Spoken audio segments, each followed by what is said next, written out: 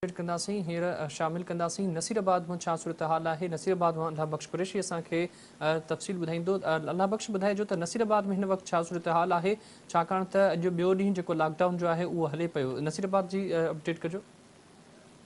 Lockdown जे कयल ऐलान खां पोइ नसीराबाद शहर मुकमल तौर बंदि कयो वियो आहे।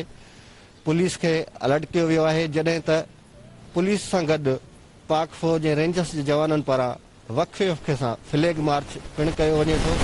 हिन वक़्तु नसीराबाद शहर जा समूरा रोड रस्ता वीरान बणियल आहिनि।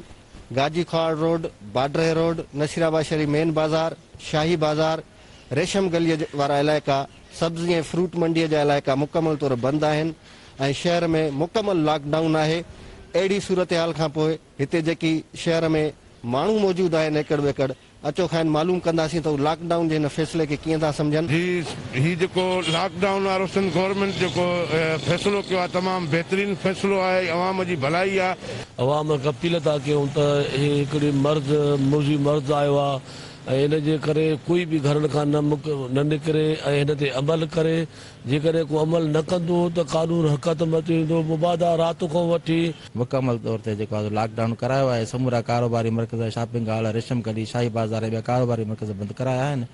जेके ज़रूरी आहिनि, जे मेडिकल स्टोर, सब्ज़ी या किराने जा जेके ज़रूरी दुकान आहिनि, जी अवाम खे उते जेका दिक़त न थिए ऐं सहूलियत रही सघे, उन जे लाइ असां हिकिड़ी पॉलिसी जोड़ी आहे।